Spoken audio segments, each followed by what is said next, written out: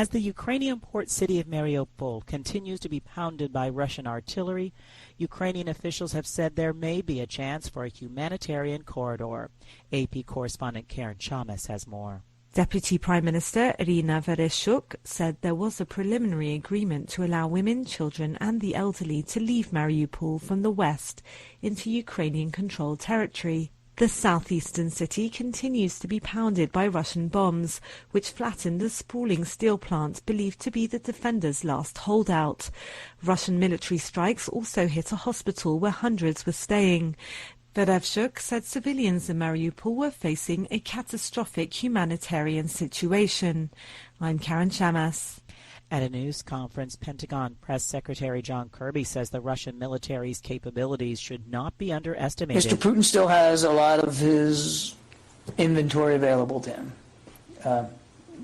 Some of it's been depleted. Some of it's been destroyed. Some of it's been captured. But he still has a lot of combat capability available to him. And I think it's important for us to just remember that.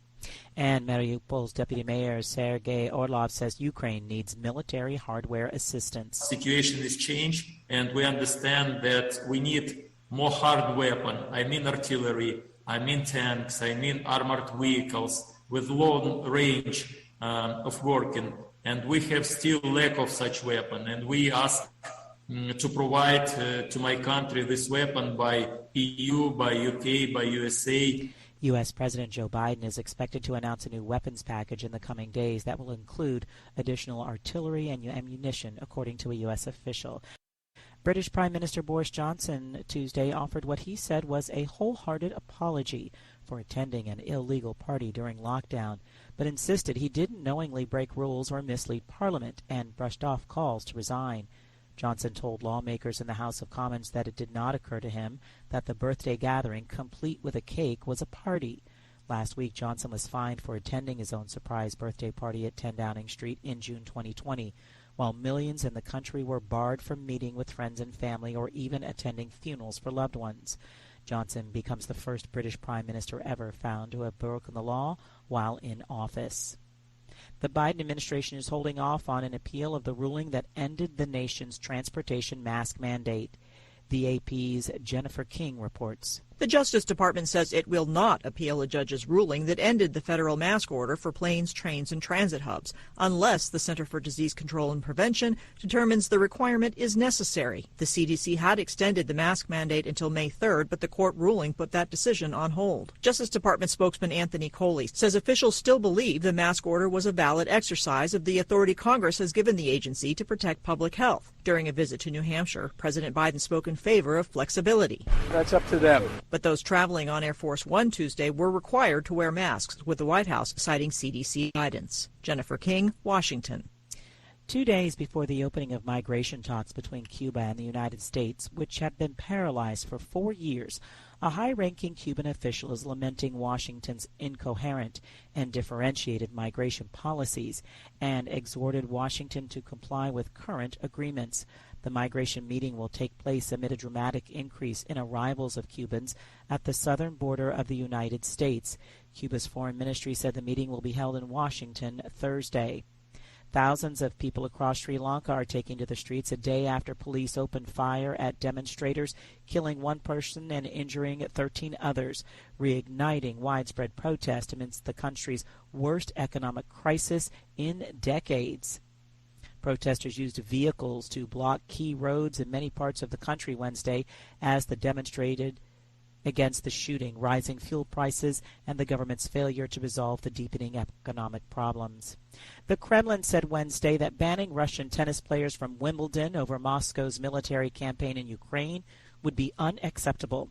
The Times reported that organizers are to ban Russian and Belarus players due to Russia's military campaign in Ukraine. The move comes amid Russia's growing sporting isolation on the global stage following President Vladimir Putin's decision to send troops to Ukraine February 24th. And recapping our top story, the Ukrainian city port of Mariupol continues to be pounded by Russian artillery.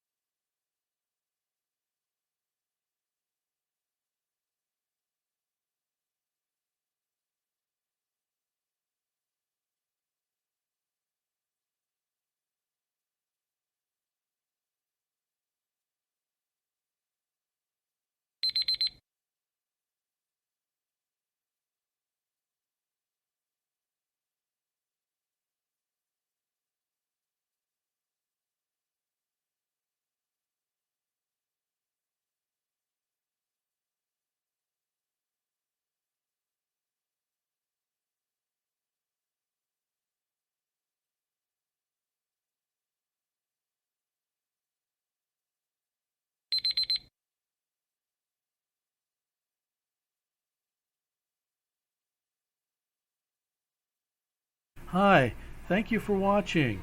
I hope the videos are useful for you. Please subscribe to my channel using the button below.